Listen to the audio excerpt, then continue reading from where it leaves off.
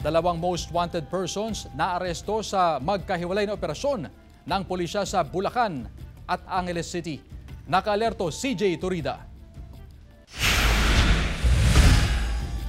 Dalawang most wanted person ang nahuli sa maghiwalay na operasyon ng PNP sa Bulacan at Angeles City. Unang naaresto noong Mayo 2 si alias Intoy, 59 anyos, isang tindero at residente ng Santa Maria, Bulacan. Sa investigasyon, si alias Intoy ang pangunahing suspect sa isang kaso ng pagpatay na nag-ugat sa umano'y alitan sa iligal na droga. Inaresto siya ng mga operatiba ng San Jose del Monte City Police sa bisa ng warrant of arrest dahil sa kasong murder.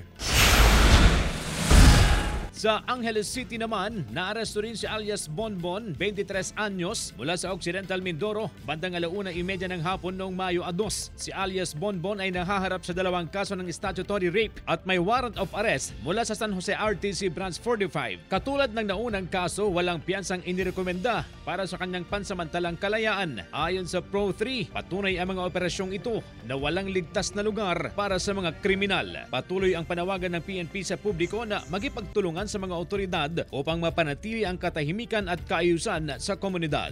CJ Torida, One North, Central Luzon.